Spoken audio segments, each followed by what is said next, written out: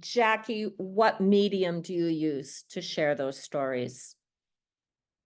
So we try several different platforms. So we will write, for lack of a better term, kind of a news story for our website. So we try to do 500 to 1,000 words of a story, put it on our website, and then we will share it on all of our social media channels. We will e-blast it to anyone who gets the quote unquote newsletter for the foundation.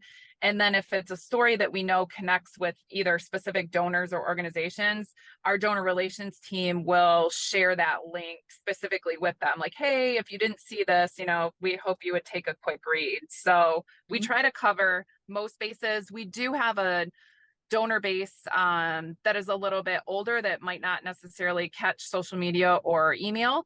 So we do a handful, I'd say maybe 30 hard copies of certain stories sometimes that we feel are really important for individuals to be able to read. But that's more kind of a case-by-case basis. We'll look at stories and decide if something needs to be mailed. Okay, good. Thank you. I do want to say welcome to Liliana and Lillian. We have interpretation services with the icon, the globe icon. So click on your language for that. Welcome. Does anyone else want to share how you use stories? You can speak whatever language you want. Yeah, Hermes.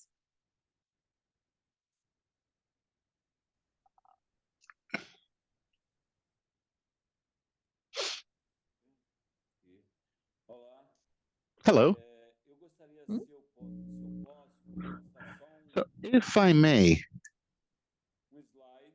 I wanted to share a slide, just one slide with you, so that you'll see exactly how it is that I tell my story. Let's see if I can share my screen with you guys. Can you see the screen? Yes.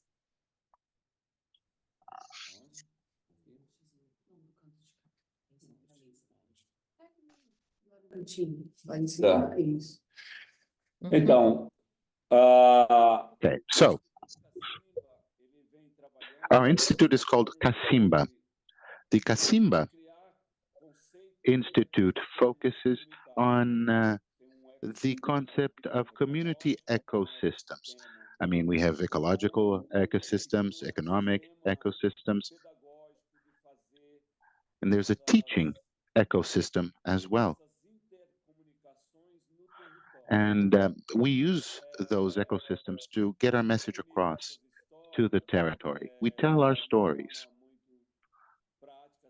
And we always do it in a very practical, straight to the point way. Everything is available on our website as well. Just today, for example, we met with two big organizations. We sat down with them. We took them out to see the community, to go for a stroll. And we translate to them each one of these circles you see in front of you. Each one of them is a project, and they're all interconnected. They may be a project of an economic nature, of an ecological nature, or even a social nature, but they're all interconnected. And that's how that's basically the main material we use when telling our story to everyone, people who visit us here, so that they can understand just how comprehensive the ecosystem is. And then they get a taste of the projects by going out and visiting them on site. And they learn a little bit more about each one of these initiatives. Now, when it comes to other organizations that are farther away, they don't come and join us and meet us in person, they can go to our website and see the stories posted there as well. We're also working to create small videos. We call them video pills. And we'll be adding subtitles to those videos so they may be shared with other audiences as well who don't necessarily speak Portuguese. These are self-contained, self-explanatory videos with a beginning, middle, and end, and we use them more and more as time goes by. So that's it. That's what I had to share with you. Thanks. Thank you, Hermes.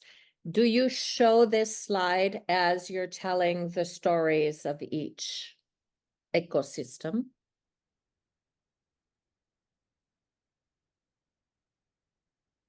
Tá falando pra gente? Sim. Sim. Yes, okay. Yes. Okay, yeah, we do. Yeah, For good. example, this is the business school. It's called the Escola dos Negocios. This is basically an entrepreneurship school. We teach regenerative business practices. Our institute is now investing in 35 different entrepreneurs in our territory. We each investment goes from 5 to 10,000 reais, and the candidates who are selected, they also go through a mentorship program for 2 years.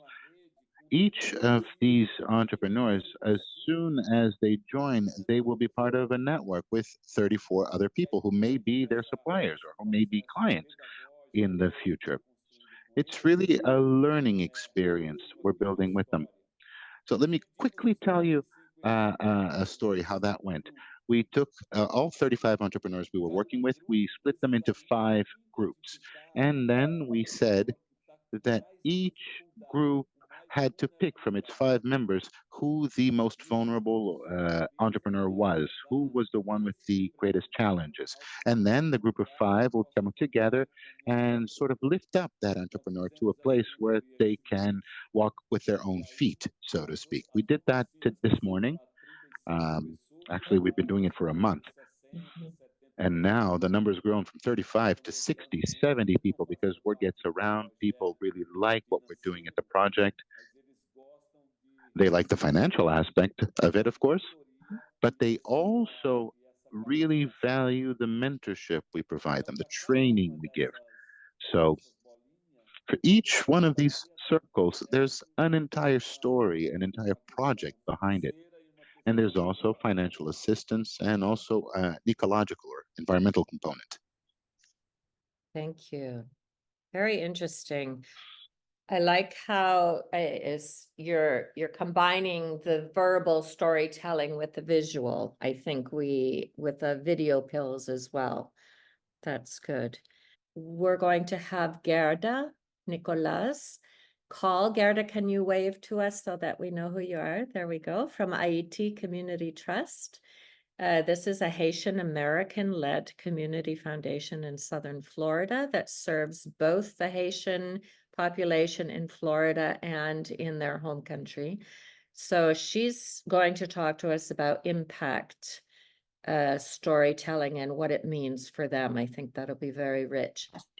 Good. So we talked about different ways to kind of storytell. I shared a little bit about just one aspect of Ayiti Community Trust. We have this program called Ayiti Young Professionals.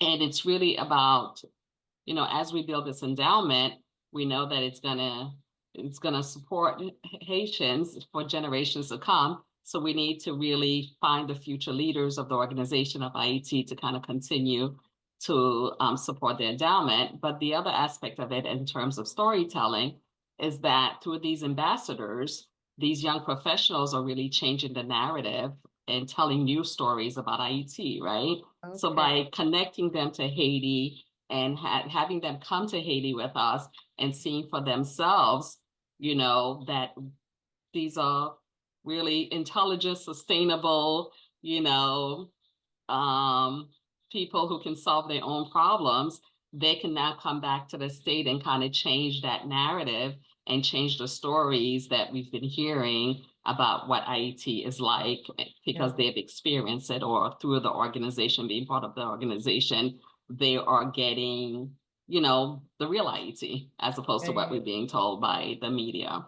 Right. So that's kind of what I shared. And I don't know if Rachel want to share what she talked about a bit. Yeah, so I shared a little bit about CF Leads' interest in video as a means of storytelling, and I sort of was talking about our attention spans as a society, and how we're trying to get more into like short form video.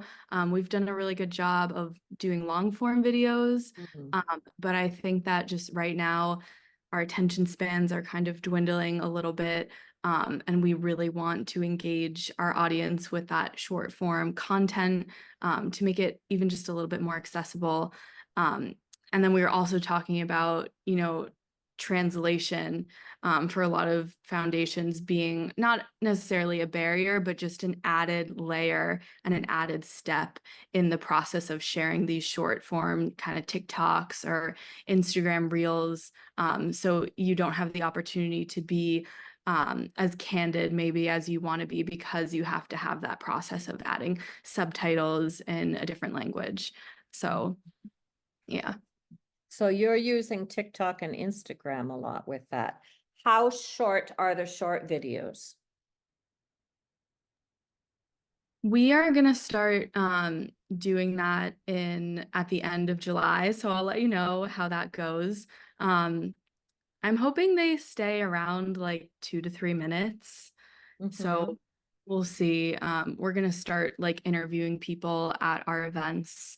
So we'll have like questions for them and then they can respond. And so, but again, there's gonna be another step in editing that to make it look professional, and to have our branding and everything. So it won't be as candid as we want it to be, but Yeah, yeah, we just kind of want to get it out there. good, good.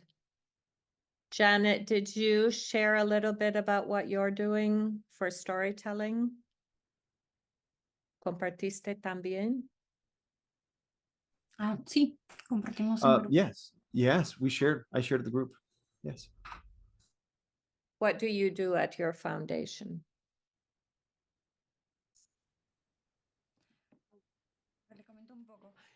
Well, let me tell you a little bit.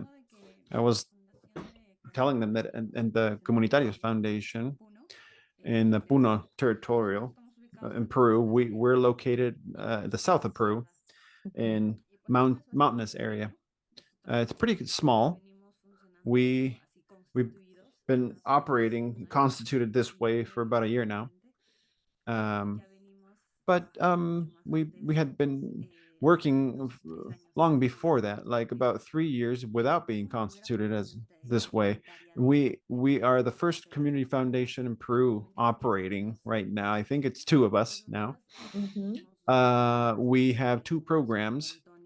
Fond Antonia, which is also is about ambulatory people and in situations that because of the pandemic they fell in very low resource situations, especially in these areas. And then of course we are doing a project, a financial productive project, and we also have another program, Puno Colecta, and which is a fund resource project where we try to support them in projects and being able to give them some leadership opportunities and to be able to help their pockets. And so the community network, which we are sharing with companies here in the south of Peru so that they can be articulately cooperating together and with other companies in Puno and in the rest of the south of Peru. And we all of this didn't exist and it still doesn't exist. So we're trying to build this cooperation so that other people can get informed about these projects and know them better. And that's where we're at right now. Trying to get allies here from Puno for the rest of Peru. Which is, Puno is a forgotten region in Peru. We are from here, so we want to support from here with everything we're doing. And we are being of great support for other institutions who saw the potential of what we do. I hope this all made sense. Yes. And something I was just noticing, Janet, your last words, you said we are a forgotten region of Peru and we're from here. We want to work for here. I think that in itself is a perfect theme for a story that you want to continue to tell, right? So how can people from your region how can we work together in our region to improve our region? Very similar to what Ayiti Community Trust is doing for their people. And that's a wonderful transition then to you, Guerda, to talk to us about a little bit more about your work at Ayiti Community Trust and this idea that you have about impact storytelling, how it might differ from other types of storytelling, or what the real objective is, and why you think it's important. So I'll hand it over to you now. Thank you so very much, and thank you, colleagues. Bonsoir, bonsoir, bonsoir. And Bonsoir. Haitian Creole, we say honneur, Honneur. which means honor. And then the response is respect, right? Respect, which means we will honor and then we will respect each other in this space. So I want to say thank you to Lisa for inviting us to be a part of this conversation today. As Lisa said, the Ayiti Community Trust is a transnational community foundation, very similar to what Hannette was saying around rural communities, because our focus is on the rural community. And to really support the organizations that are in those areas in three pillars: civic education, entrepreneurship, and the environment.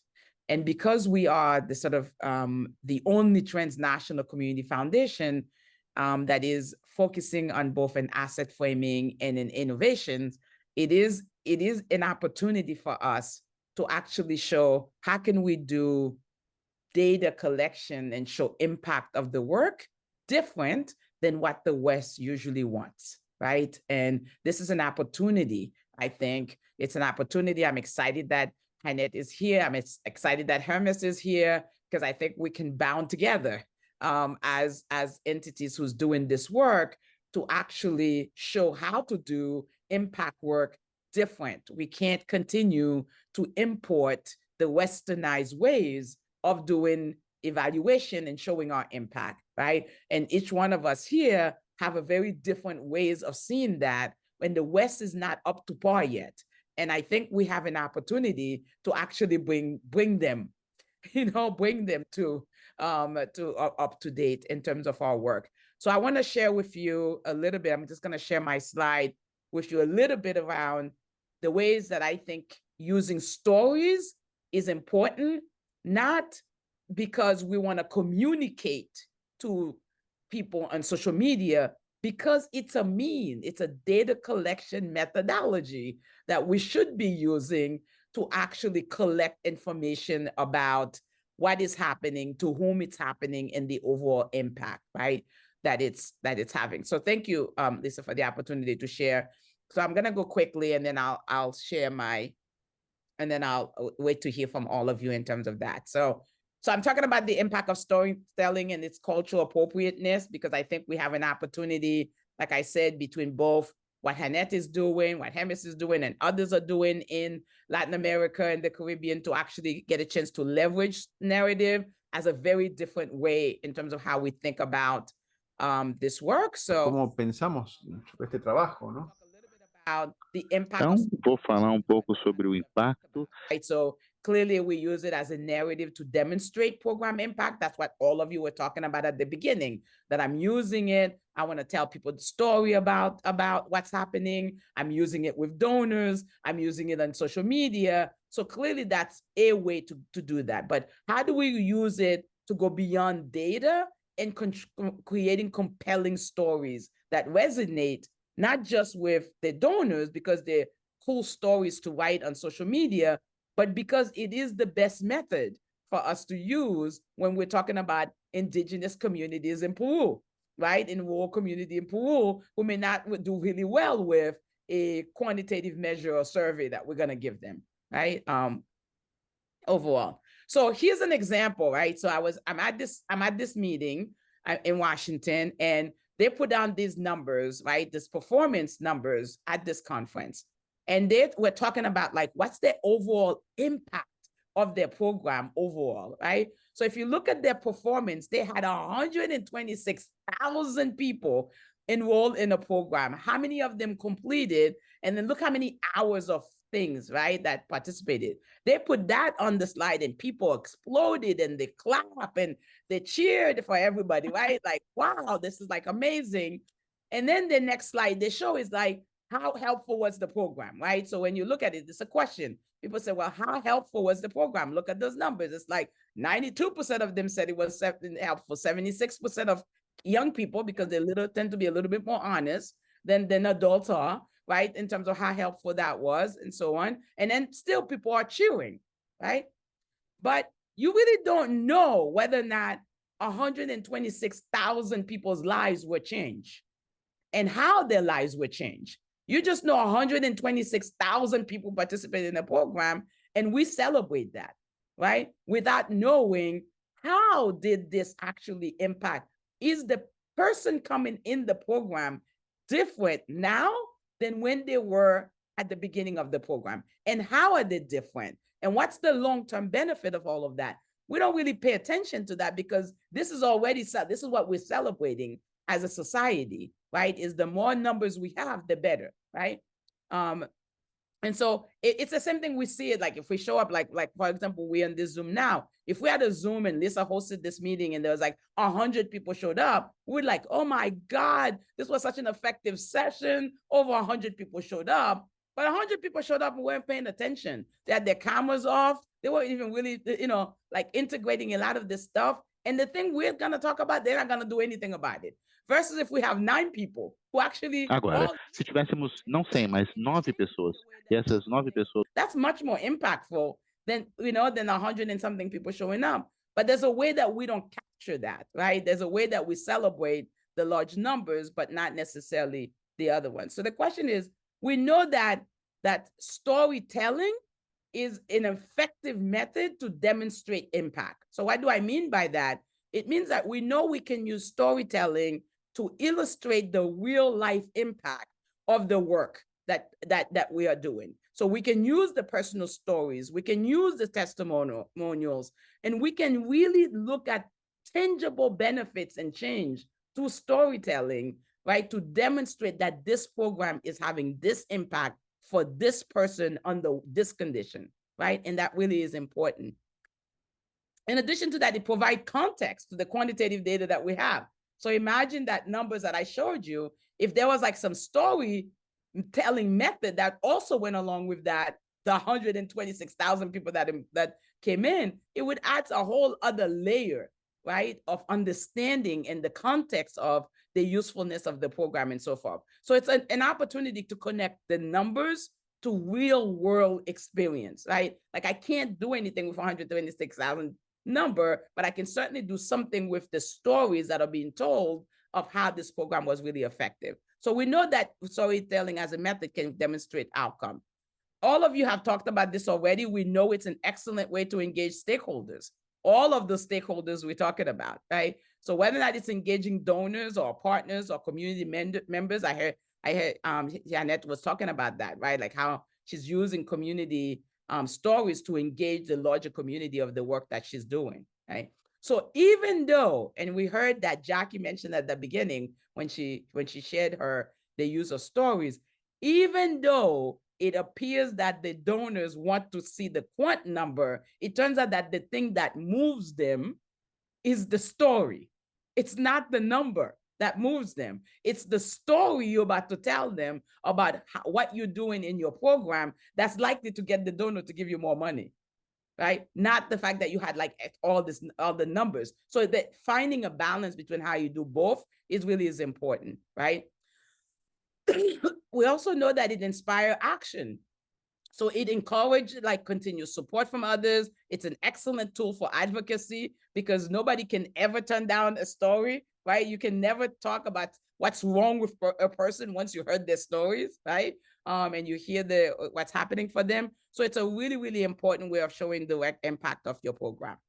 The other ways, I think that Rachel was talking about that, it's about enhancing communication, right? But that's another mechanism. Like we can use story analysis as a way of enhancing our communication. So how do we make data accessible in a way that makes sense to people, right? So if I show up and I said, I did like 122,000 people, I ran a a regression analysis, and my regression analysis showed this effect. Who cares? Like, do you get that? Like, does that mean anything to you? None whatsoever, right? Versus if I said, like, versus if I take that number and I said, let me tell you the story of these 10 people and how these 10 people came in and what the changes are. So we can use it as a way to simplify the data that we are collecting to break down this sort of technical jargons in the work in a much more effective way. And then lastly, in terms of communication, it's a way of connecting on an emotional level, right? So you are trying to evoke empathy, compassion, and motivation. How are you going to convey empathy, compassion, and motivation by saying, I did this program with 130 people? I mean, like, that's like people just saw numbers versus if you like, look at these kids, like, look at the story of this woman, look at the story of like how she came in the program and what happened to her life now. It's like, it changes, right? In terms of the level of engagement and connecting with other people as well. So we know that's really effective. So we use storytelling methods with our grantees. That's a big part of what we are using right now. And we want to test the model because we are hoping to create this sort of evidence-based practice on how to use storytelling as a methodology for community foundation work, right? That is working with rural communities. And so we do that to, we do a quarterly grantee session as one way. So we invite our grantees to come every quarter to tell us their story, right? To share with us what's happening, how it's happening, and what's working, what's not working, so that way they get a chance to like hear from each other. And so we can see the elements of storytelling methods as it pertains to rural community that really is important, right?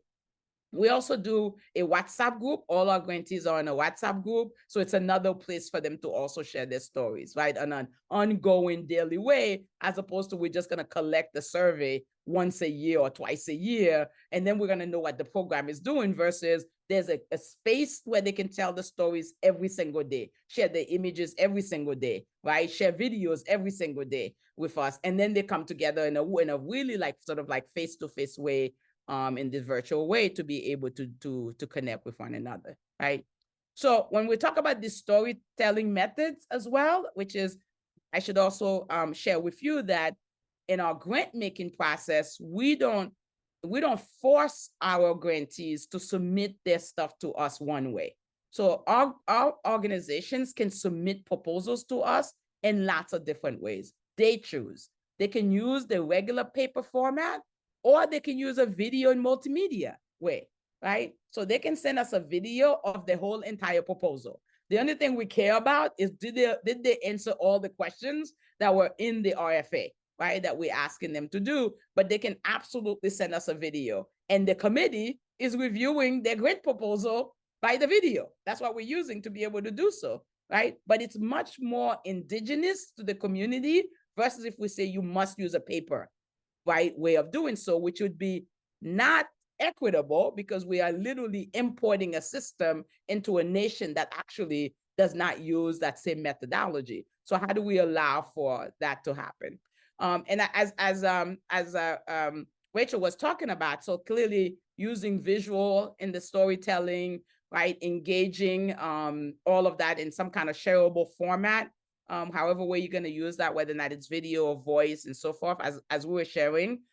For us, it means that we have to do subtitles. So that's really is very different. So when Rachel does a video and she can drop it on TikTok, maybe, if we do a video, we have to like translate it now. We have to get the subtitles right. We have to make sure that like the tone of the subtitle, if there's somebody translated, we have to make sure that the way and with the emotion that the person is telling the story is also being conveyed, right, in that way as well. So it takes us a much longer way of really making sure that we're putting things out versus if we're just like putting the video out only in Creole, right? The other method what we use is community narratives, right? So we want to collect stories also from the people in the community. So oftentimes when we do our projects, we only collect information from the grantee, but not the larger community to get a sense of like, what do they know about this program? How is it working? What part of it is working? So our visits to the community is a way for us to see, is this a community engagement work, or is it just a organization doing this work and the community is not really involved in it as well? So video, in terms of methodology and community narratives, are important parts of that. So I know I'm going to out of time. It is important for us to think about that storytelling is appropriate. It is relevant.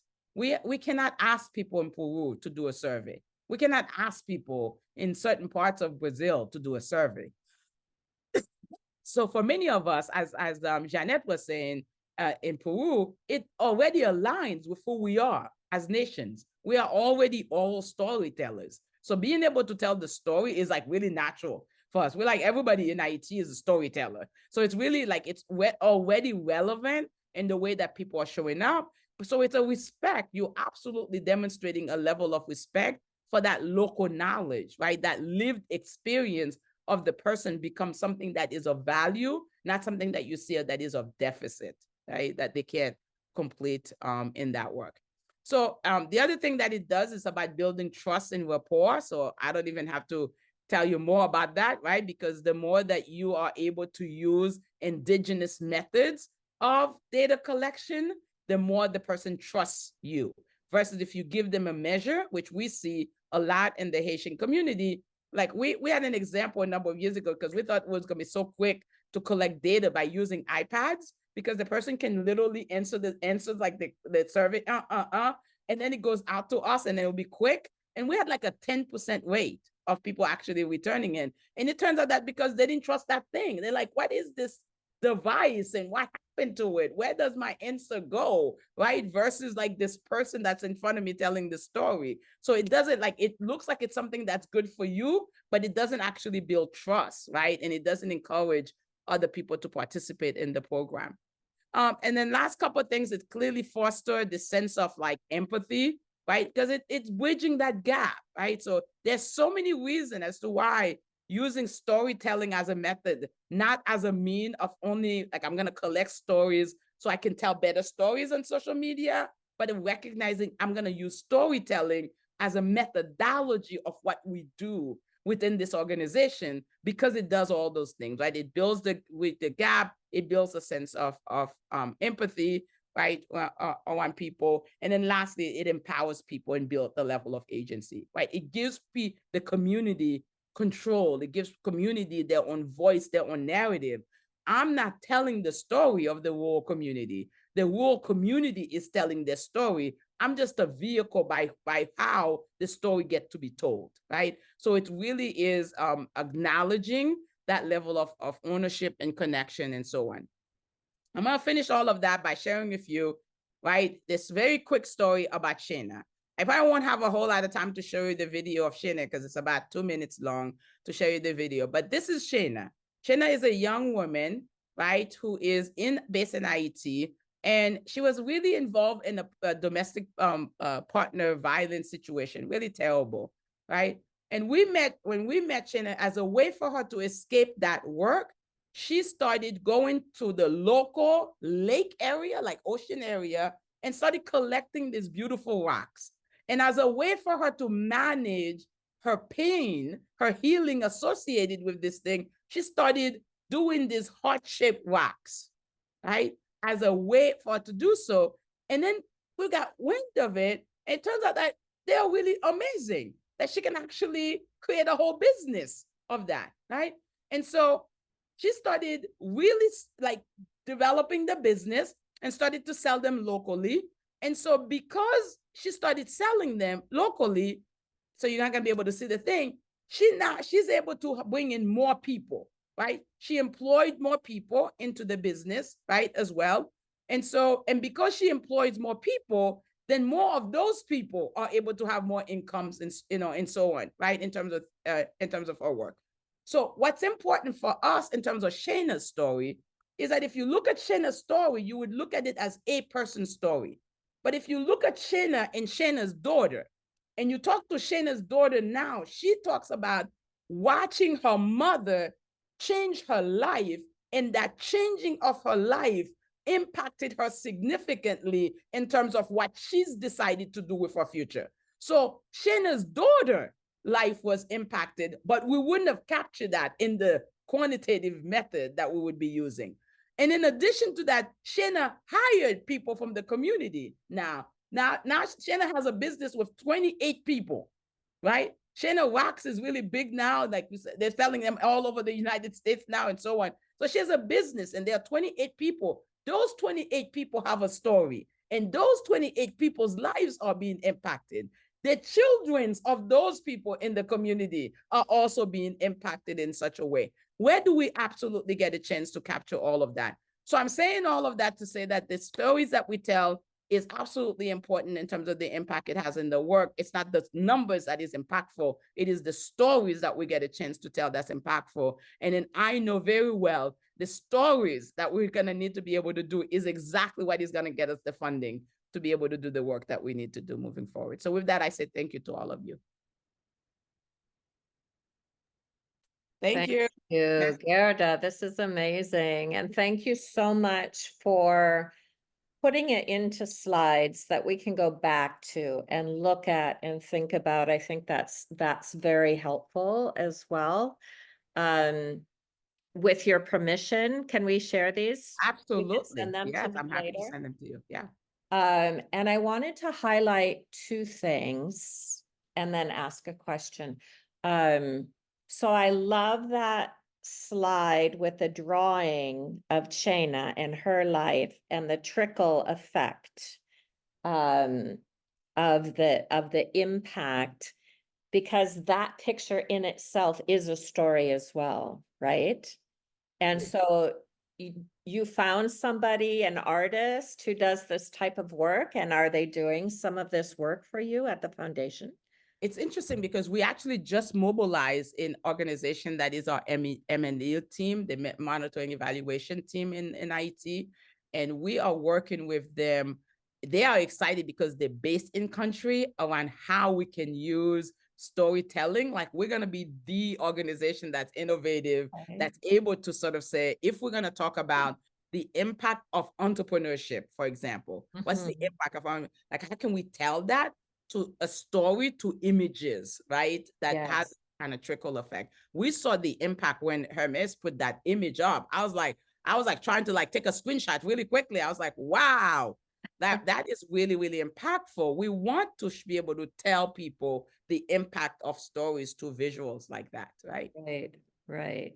So not to undermine that power of the visual, right?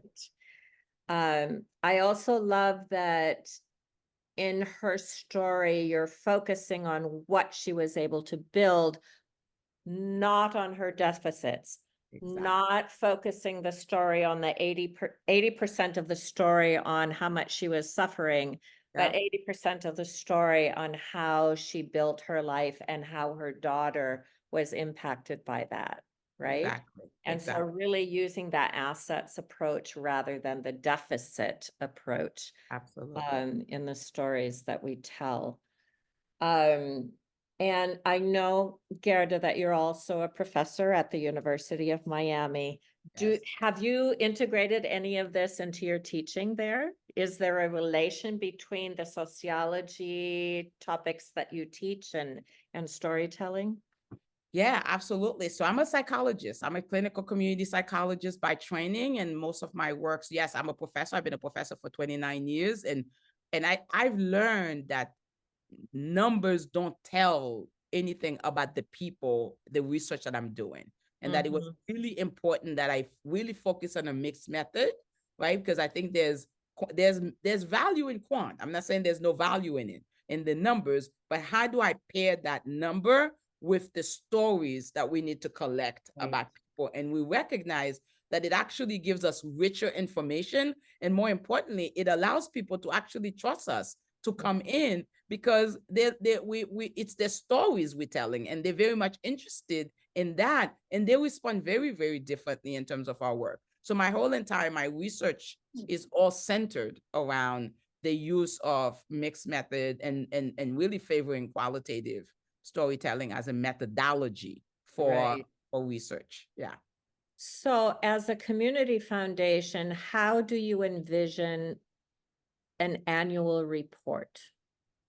Because we all make these, we publish them, our donors receive them, etc. what would that look like? Yeah. So in fact, we're testing it. We're testing that in a variety of different ways now. So one of the things that we do as a community foundation, the board meets quarterly. So at a quarterly board meeting, we invite a grantee to always come and tell their story. Okay.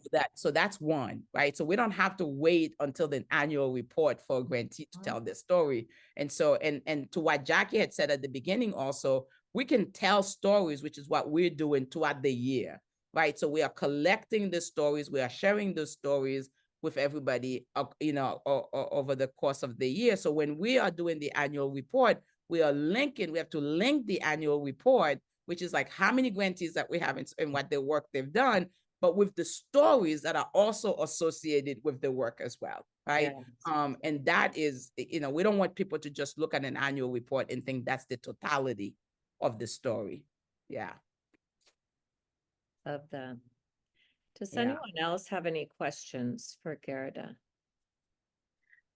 Yeah, I can talk a little bit from our perspective. So this really resonated with me because we right now have been so focused on numbers and on data. And we also do storytelling as well, but I think lately kind of like numbers and quantifying our impact has been kind of like an overarching theme. But I think, yeah, and it's also hard because it's like because I think often donors, like, yes, stories impact their hearts and like you can get empathy from stories and things like that. But I think sometimes donors are like, okay, well, what's the bottom line? You know what I mean? So I think like your idea of like the numbers, not that they don't mean anything, but they don't really mean anything without the story. So really combining the numbers with the story and making them work for each other. So like the quantitative and the qualitative. So it's like, okay, yes, you heard this story.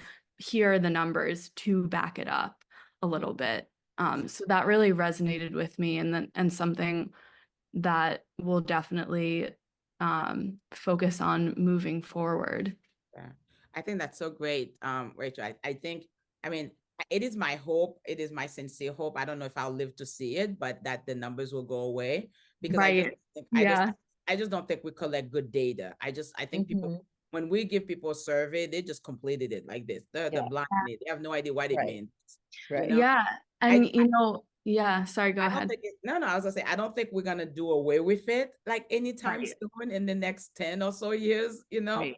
But I do think that if we value storytelling and we tell it first, and then the numbers versus the other way, as you had just mentioned, let me tell you the story of Shayna, and let me tell you the numbers to back up the Shayna story. Then we are privileging Shayna, the storytelling, and less the quant part, right? I think that get to the place that people get more comfortable with it. Yeah, I'm with you there. Like people more and more are saying, okay, but we need quotes, quotes from our participants. So I think people are catching on to that. But then when it comes time to write that like grant report, it's like, okay, sure, we can put quotes in there, but I'm with you. I would love to see a world where we don't have to have numbers like that.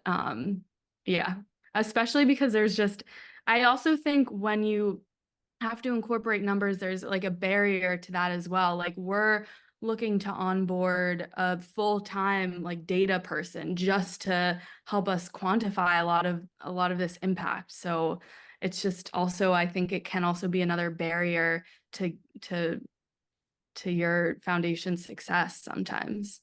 Absolutely. Yes, and to be careful with that, because data people are not trained on the left side of their brain. They are very, very comfortable with only numbers. And so, like you say, that in itself can cause an additional obstacle. And so the narrative with inside our organization needs to be the impact, the data, as Guerda says, the data should support the story, not the other way around, or not exclusively the data, because we won't get it. And I have challenged our funders. I've challenged our funders when they have asked, no, just give me this number, and this number. That's all I want. And I have gone back to say, I can't report that. I need to give you the whole picture. And That's, yeah. taking additional opportunities in communication with our funder in between times, before the report is even due, I am writing an email, telling a great story from Connecting Communities in the Americas, so that my program person, who is the funder, is constantly receiving these stories from me in the meantime. And Absolutely. then, sure, I'll send you those 3 numbers, but I'm sending it with other things that are really telling the story about what we're doing. So And it's insisting also, from a grantee side. I also Mhm. think that, sorry, Lisa, I didn't mean to cut you off. I also think that our data people need help in remembering that the numbers are people. That there's a way to humanize. There's a way that we get 500 people completed the survey, and we forget that people completed the survey, not machines. So which means they have lived experience. They are, they have their own nuances and so forth. It's like, how do you humanize that data, like perspective that the person have, which I think is also important. So, Yeah. And that reminds me, Gerda, of our conversation in the United States about migration. Because the public conversation about migration in the United States is numbers, it's negative stereotyping and reporting of all the criminals and rapists and everything coming into our country. And I keep saying, where's the story? Where's the human experience in this? And also, in challenging that and saying, who am I even to take a number and create an argument over a number? I can only hear the stories or listen to the stories of people in that experience. And they don't fit into this rhetoric. Once you look at the human, you can't base your argument on numbers any longer. Yeah. Hermes, did you want to say something? Eu tenho comentado aqui. So yeah, I was talking to the group. I believe that quantitative and qualitative data both are very cold. I find them to be cold.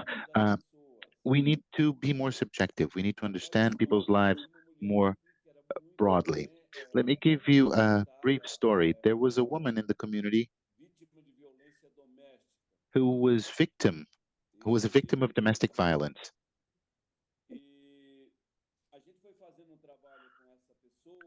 So we started working with her, and once we did, we actually brought in 12 other people who were suffering from deep depression. And we started to notice a few things. For example, food security was an issue for them. Education was also an issue. We wanted to build a narrative. Now, this woman has become empowered. She is an entrepreneur. Now, she didn't divorce her husband, but she stood up to him. She said, "This was the last time you ever did this. From now on, you will never, ever attack me again." How can you tell that story? Through numbers. If you wanted to show that to a funder through just numbers, that would not be enough. These are grand stories. These are transformational stories where we see people's lives changing for the better. So you can't really convey that information just via qualitative, quantitative information. That's just my thoughts about that. Completely agree. And I think one of the things, Thomas, you said, which I think is really is important, is how do we tell the whole story, right? It's like there's a way that when we're doing grant work, we take a piece of the person as if people are pieces, and not necessarily the totality of the person, right? And I think if we were interested in doing transformative work, and that's the business that we're all in, that's the work we're in. We want to do work that is purposeful, that is transformative in nature, then we have to do it differently. We can't continue to do it the same way. And I think we have to force the envelope. I think we can't just accept it because we're going to get funding from a particular entity that is asking us to do that. It's like, how do I force the envelope to know that what I'm going to do with this person? Como esfuerzo, ¿no? A que esto sea hecho. Y no Measures that they're asking me to complete, right, with the person. I think that those were key words you mentioned. Yeah. Yeah.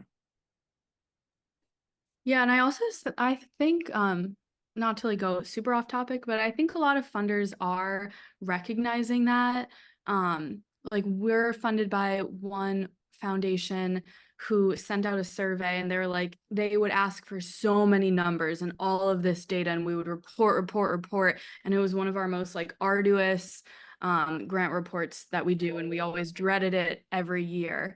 And they sent out a survey, and they were like, is this working for you all? And everyone said no, and they listened. And now once a year, we have this amazing meeting with the program officer where we talk to them. We have wonderful conversations. We build relationships. They ask then to come to our in-person events. And it's so much better than a report that they're probably not even really digesting and reading. So yeah, I think there is some progress in the wider field, but it's going to take some time and examples. Yeah. And we are grant makers also, like community foundations, we can do the same thing, right? Is this working for you? If not, what is? Or even is the application process, are these the right questions we're asking? Yeah. Like one of the things we do in our grant application, for example, is we never ask what's the problem.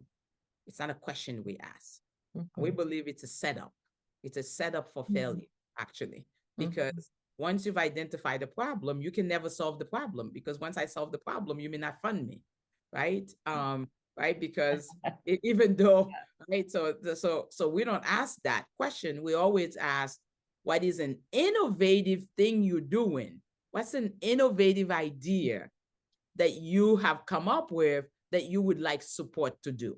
Then, you always can be innovative. There's lots of ways that you can be innovative, right? And so on, versus asking people to solve problem. To me, that's like, and it speaks to that. The other thing that I think we're challenging is this concept of theories of change, right? So it's a really big thing. Nobody knew what the heck theories of change was 20 years ago. We never used that darn thing. I've never heard of it. Nobody had to do a theories of change. And then suddenly people are like, oh, we have to do a theory of change. Now there are templates and all of that. What the heck does that mean? Like, what does a theory of change? Like, so I'm going to create one, but it's like not grounded in the community. It's not based in the work. It's something I created in my office. That's not really with the people, at all. But again, we don't have to accept things as they are giving to us. I think we have an opportunity as professionals to challenge those and ask questions about them. Is that the right thing to do? Should we be doing something else, right, related to that? So, we'll see. We're just starting that process, and we feel like we want to start the revolution. I don't know, Hermes, join me. Okay, we're gonna join the revolution on data collection. Yes. And I'm wondering, as I look at this group, like Guerda, you and I and Hermes, we've been around for a little bit longer. Yep.